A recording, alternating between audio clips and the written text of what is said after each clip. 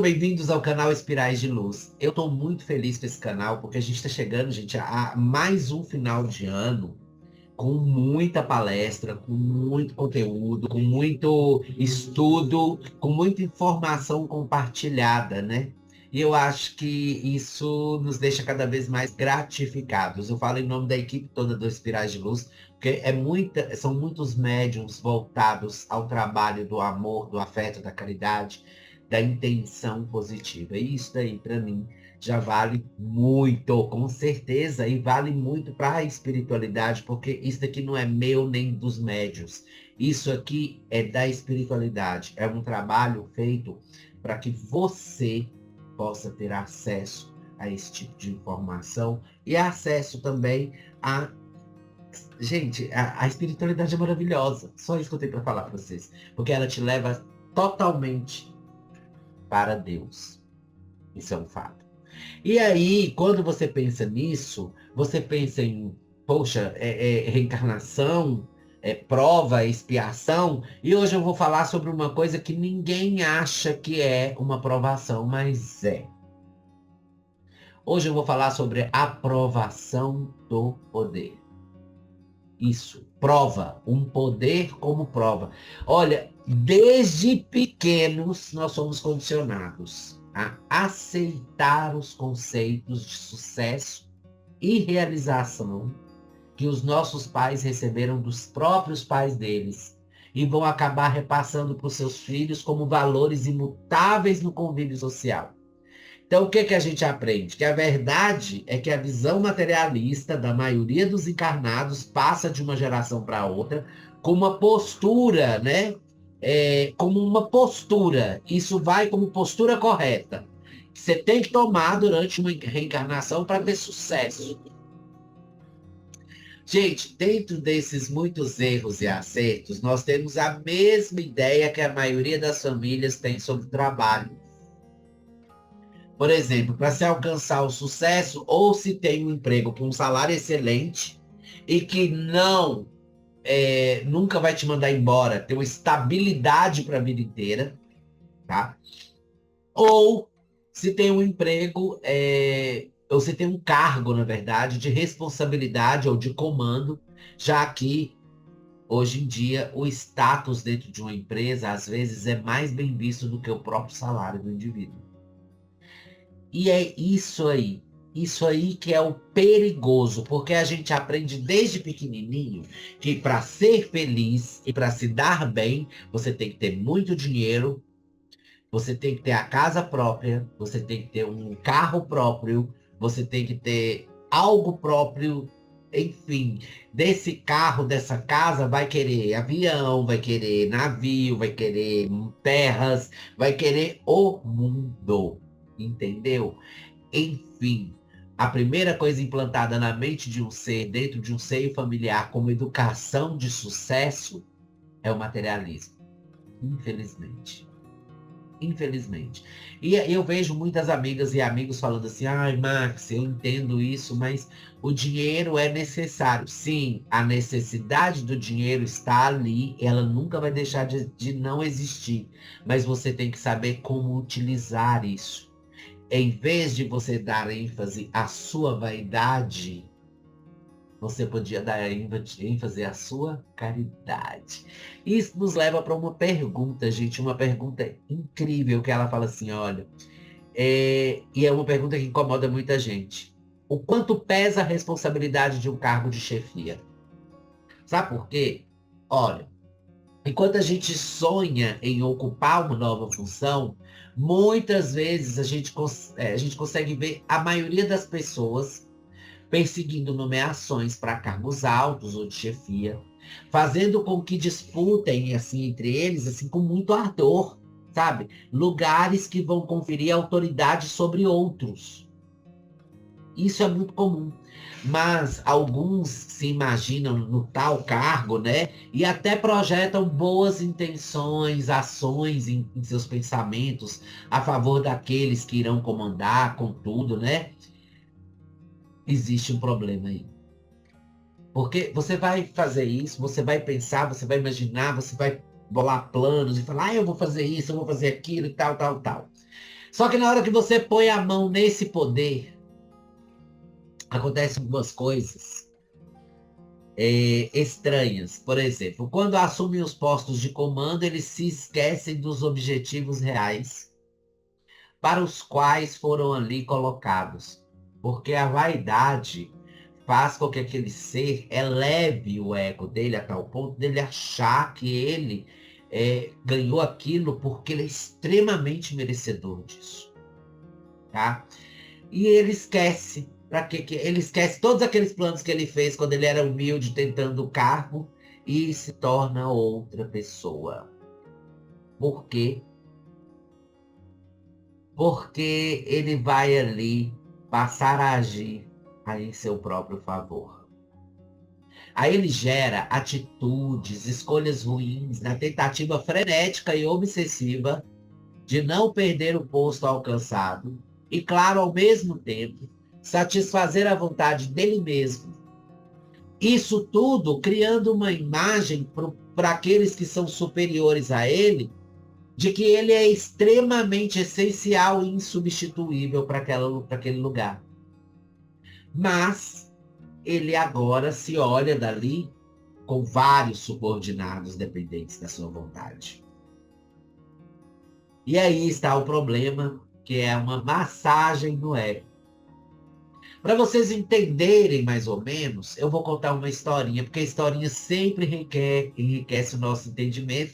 Eu sou muito grato à minha amiga Rosa Oliveira, que com certeza me transformou no contador de histórias. Vamos lá. Um homem foi nomeado mandarim. Olha que legal, uma espécie de conselheiro na China. Envaidecido com essa nova posição, ele pensou em mandar confeccionar roupas novas, já que agora seria um grande homem de importância na sociedade.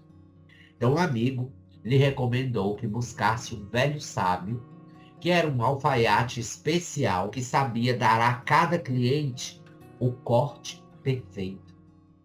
Que interessante. Aquilo veio, o olho dele reluziu, né? De felicidade. Porque depois de cuidadosamente anotar todas as medidas do novo mandarim, o alfaiate o recebeu muito bem. Mas parou tudo, não continuou e fez uma pergunta. Falou o seguinte para ele: há quanto tempo ele era mandarim? Porque essa informação seria importante para que ele pudesse dar o talhe perfeito à roupa. Nossa, imediatamente esse cliente, né, o moço ficou meio assim, sem saber, e perguntou: mas ora, o que isso tem a ver com a medida do meu manto? Aí vem a sabedoria paciente, é chinesa essa sabedoria, o alfaiate explicou da seguinte forma: olha que interessante. A informação é preciosa. É que o mandarim recém-nomeado fica tão deslumbrado com o cargo que anda com o nariz erguido e a cabeça levantada. Nesse caso, preciso fazer a parte da frente maior que a de trás. Já depois de alguns anos, está ocupado com seu trabalho e os transtornos advindos de sua experiência.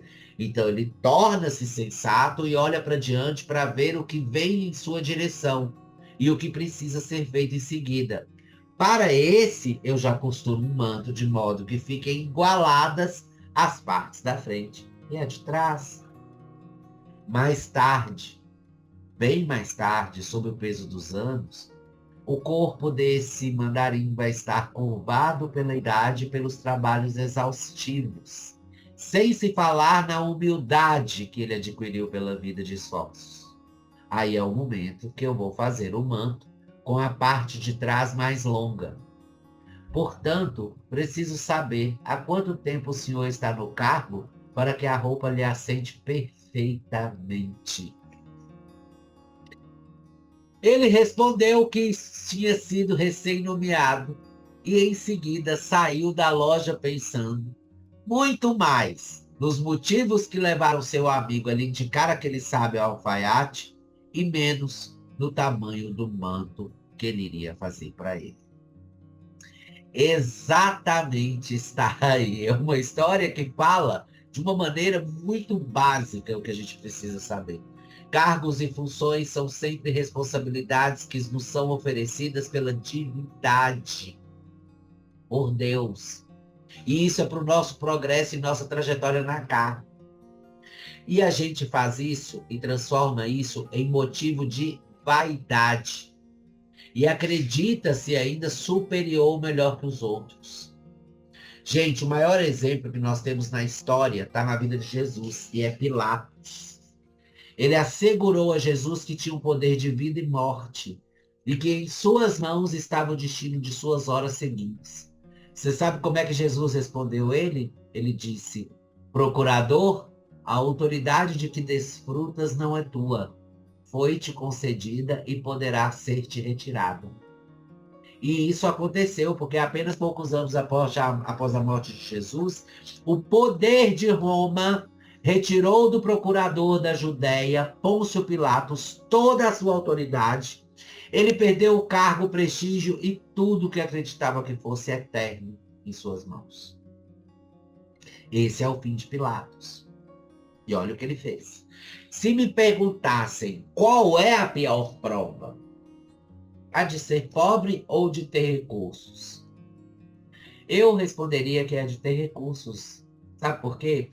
Gente, as pessoas acham que ser rico, eu vou ser rico, eu vou ser feliz. Eu vou ser o chefe, eu vou ser feliz. Eu vou mandar nas pessoas, eu vou ser feliz. Para pensar uma coisa. Se você está num patamar de riqueza, de cargo, de autoridade e tudo mais, você tem que lembrar que toda autoridade tem um motivo de estar ali. E ela deve se centralizar no exemplo. Exato. Essa autoridade tem que ser amorosa, tem que ter uma vida exemplar, para a fim de se fazer a sua própria imagem uma realidade. A autoridade que nos é investida, que nos passa para nossas mãos, direcionada para nossas vidas com um intuito de aprendizado, ela deve ser exercida sem jamais ferir a justiça. A imagem do ser com autoridade chama a atenção de tudo e todos. Portanto, o máximo de cuidado com as atitudes, palavras e pensamentos devem ser tomados. E a gente vê isso naquelas pessoas que têm a autoridade nas mãos, faz um monte de coisa errada e tenta encobrir isso com mentiras, com tudo. Por quê? Porque sabe que se cair na boca do povo, a imagem cai e ele perde o cargo. Quando somos vistos neste lugar, tudo o que fizermos e dissermos será observado e estará sob a avaliação coletiva da maioria da população. E para quem sabe o que é a avaliação coletiva, ou seja, o julgamento coletivo, aí está entendendo exatamente por que é uma provação ter poder.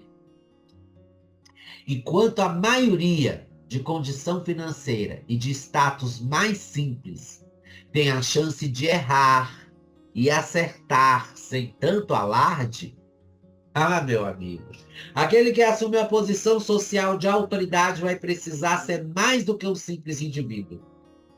Ele vai precisar confirmar suas posições sociais, seus pensamentos e falas, suas atitudes, exatamente como ele pensa, e nem sempre o que pensamos a respeito da vida é o correto para a evolução de todos que estão encarnados.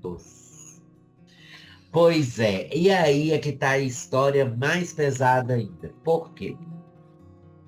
Nesse processo todo em que você se encontra, tá? Como a provação do poder, você tem poder, dinheiro, status, vida, conforto e tudo mais, tá? Deixa eu explicar por que é tão difícil isso. Aí você fala assim, mas Max, na vida material, isso é o, sei lá, é o sonho de cada ser humano. É o sonho de cada ser humano, sabe por quê? Porque as pessoas não sabem lidar com isso. E quando o espírito nasce nessa condição, ele tem que desenvolver algo chamado generosidade. E uma das coisas mais distantes das mãos desse espírito encarnado numa vida social dessa É a generosidade. Porque ele já nasce no berço rico, já aprende a ser egoísta. E depois de egoísta, ele tem que aprender que existem divisões de classes, que ele não se mistura. Imagina que isso aí é só o começo de uma série de histórias, regras, convenções que fazem parte desse ambiente aí, e com os quais ele vai ter que lutar contra, se tornar uma pessoa simples e humilde e ajudar o máximo de pessoas possíveis. Quando você olha para o perfil desses seres encarnados que têm muito dinheiro, a preocupação deles não é ajudar quem está com fome. É qual carro novo que vai lançar o ano que vem para mim jogar o meu fora e comprar um novo. E aí você vê a falta que essa pessoa tem em não assimilar tudo que ela tem à sua disposição para assimilar. Aí ela fica concentrada só naquilo que ela quer. Ou seja, estar rico nessa vida, ter poder nessa vida, é você lutar contra o seu próprio egoísmo. Exatamente. E é uma das coisas mais difíceis que existem. Nenhum espírito que veio rico até hoje, a maioria, eu vou falar assim, ó, 1, 2, 3, 4. 4 conseguiram burlar os próprios sentimentos, desviar das tentações e conseguir ser uma pessoa boa. Porque a maioria não é. Não é, e acha que ainda está sendo injustiçado. É aquele espírito que desencarna, chega no plano espiritual e fala: Uai, cadê minha king size? Esquece que a matéria fica aqui, né? Quem vai é só o espírito. Mas é por aí que a gente começa a entender também que a vida é e tem uma grande responsabilidade sobre nós. Então, portanto, pense. Se algum dia você for chefe ou tiver um cargo de autoridade, leia e releia 1000 vezes a citação que está em Lucas capítulo 12, dos versículos 47 e 48, que fala assim: a quem muito foi dado, muito será exigido. Porque no desempenho dos nossos deveres, recordemos que só uma autoridade é soberana, aquela que procede de Deus, por ser a única legítima. O restante só requer uma coisa de todos nós: humildade. Seja humilde, o máximo. Tá bom? Gente, eu acho que ficou mais do que provado a aprovação do poder. Aí eu agradeço demais sempre essa paciência que vocês têm de me ouvir, de chegar até o fim aqui, né, dessa palestra. Corre lá, quem ainda não se inscreveu, vai se inscrever no canal do YouTube, ativar o sininho, vai curtir nossa página no Facebook, Espirais de Luz. E lembrar que indica essa palestra para um coleguinha, para, se foi útil para você, vai ser útil para ele também. Às vezes, quem sabe, não é verdade? E eu aguardo vocês até a próxima. Beijos de luz.